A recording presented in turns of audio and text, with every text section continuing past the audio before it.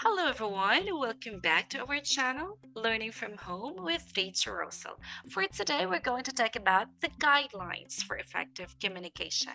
Let's begin. A communication should be free from barriers so as to be effective. Correct. The characteristics of effective communication are as follows. First, clarity of purpose. The message to be delivered must be clear in the mind of the sender. The person to whom it is targeted and the aim of the message should be clear in the mind of the sender. Next, completeness. The message delivered should not be incomplete. It should be supported by facts and observations. It should be well planned and organized. No assumptions should be made by the receiver. Conciseness. The message should be concise. It should not include any unnecessary details. It should be short and complete. Next, we have feedback. Whether the message sent by the sender is understood in same terms by the receiver or not can be judged by the feedback received. The feedback should be timely and impersonal. It should be specific rather than general. Next, we have empathy. Empathy with the listener is essential for effective verbal communication. The speaker should step into the shoes of the listener and be sensitive to their needs and emotions. This way, he can understand things from their perspective and make communication more effective. We also have modify the message according to the audience. The information requirement by different people differs according to their needs. What is relevant to the middle level management might not be relevant to the top level of management. Use of jargons should be minimized because it might lead to misunderstanding and misinterpretations. The message should be modified according to the needs and requirements of the targeted audience. We have multiple channels of communication. For effective communication, multiple channels should be used as it increases the chances of clarity of message. The message is reinforced by using different channels, and there are also less chances of deformation of message. We can have different channels like email, video chat, video calling, like that. Okay, that's channels of communication. Next, make effective use of grapevine, informal channel of communication. That's another term for grapevine. The employees and managers should not always discourage grapevine.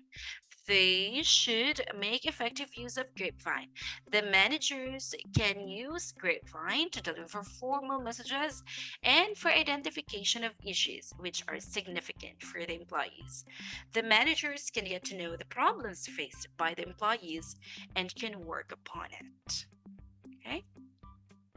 Remember, when you go to a corporate world, you need to perform exceptionally well with your communication skills. If you do this, you definitely have an edge over the other candidates if you have these excellent and impressive communication skills. Right? Now, let's proceed to the characteristics of good and effective listener.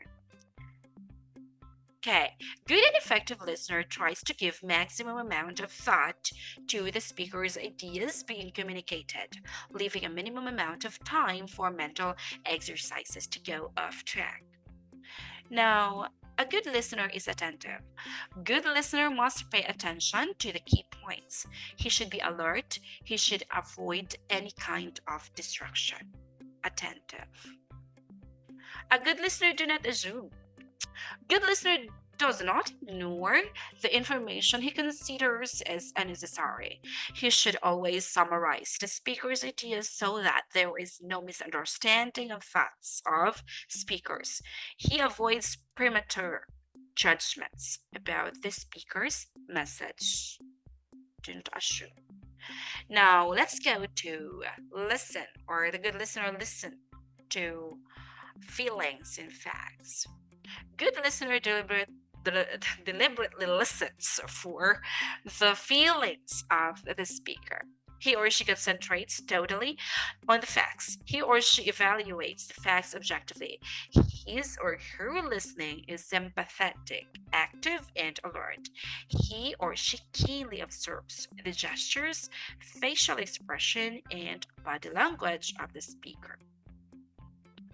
Next. All right, a good listener concentrates on the other speakers kindly and generously. A good listener makes deliberate efforts to give a chance to other speakers, also to express their thoughts and views. He tries to learn from every speaker. He evaluates the speaker's ideas in spare time. He focuses on the content of the speaker's message and not on the speaker's personality and looks. All right. A good listener opportunizes. A good listener tries to take benefit from the opportunities arising. He asks, what's in it for me?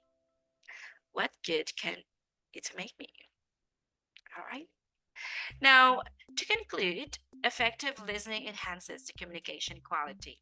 It makes all attentive, or yeah, it encourages optimistic attitude, healthy relations, and more participations. It leads to better decision making. Effective listening is directly related to our ability to do teamwork. It must be noted that we listened at about the efficiency rate of 25% maximum, and we remember only about 50% of what is delivered during a 10-minute speech, lecture, or communication. It's a challenge for us. So we need to upgrade that. How many percent? 50%. So you have to go higher than 50%. So that's it. Thank you very much for listening. If you are new to this channel, please consider to subscribe and hit that notification bell so that you will be updated to our next videos. Thank you and goodbye.